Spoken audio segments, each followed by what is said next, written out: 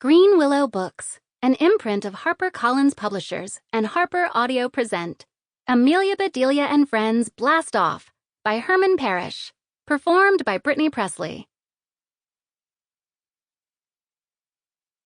A note before we begin. For a yummy cake pop recipe, be sure to download the accompanying enhancement PDF from your audiobook provider or go directly to www.harpercollins.com/audio/Amelia Bedelia and Friends Blast Off. Chapter 1. A Shooting Star is Born. On Monday morning, every single girl in Mrs. Schock's classroom found an invitation on her desk, except for Amelia Bedelia. She didn't need to invite herself. You are cordially invited to a backyard camp-out sleepover. When? Friday at 6:30 p.m. Where? Amelia Bedelia's backyard. BYOSBAP. Bring your own sleeping bag and pillow. Pick up Saturday morning, 10 a.m. Amelia Bedelia and her friends talked about the sleepover all week, until Friday finally rolled around and the sleepover was in full swing. The back door flew open, and Amelia Bedelia's mother stepped outside holding a tray full of treats. "Is everyone ready for dessert?" she called. "Yes!" cried Amelia Bedelia and her friends. "Are we having s'mores?" Daisy asked eagerly. "We haven't had dessert yet," said Amelia Bedelia. "How can we have some more?" "Not some more," said Daisy. "S'mores!"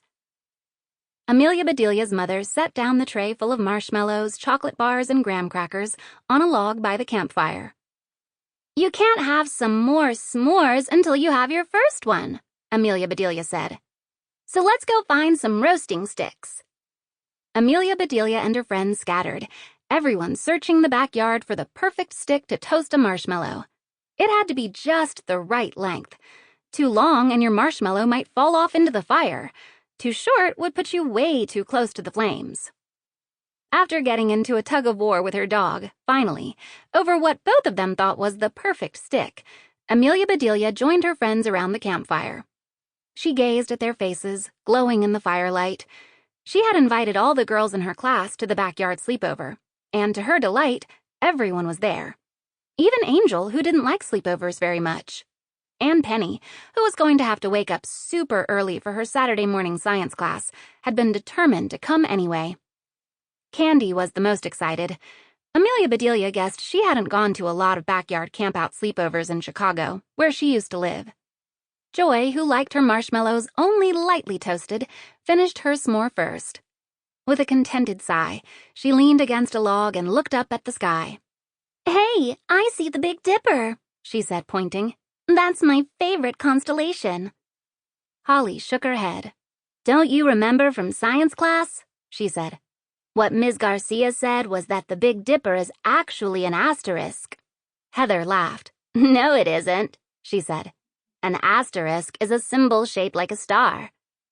It's used to note something in writing. Ms. Garcia was talking about a group of stars, usually part of a constellation. She called it an asterism." "That's right," said Dawn, nodding. "It's part of the constellation called Ursa Major." "That means Great Bear in Latin," added Angel. "People back then thought that it was shaped like a big bear." Amelia Bedelia squinted at the night sky. She could definitely make out the bowl and the handle of the Big Dipper. But a bear? She just didn't see it. Maybe a squirrel, if she almost closed her eyes. Amelia Bedelia's mother poked at the fire with a stick. Red-hot embers drifted into the air, and Amelia Bedelia watched them transfixed. "The Big Dipper can help you find the North Star," Amelia Bedelia's mother said. "See the two stars on the outside of the Big Dipper's bowl? They point to the North Star. It's the brightest star in the Little Dipper." That reminded Amelia Bedelia of something. "The North Star is also called Polaris," she exclaimed. That was the name of her cabin at Camp Echo Woods, where she had gone last summer. Now Amelia Bedelia's father joined them. "You're right," he said. "And did you know that from Earth, Polaris doesn't appear to move? The rest of the sky in the northern hemisphere seems to circle around it as the Earth rotates.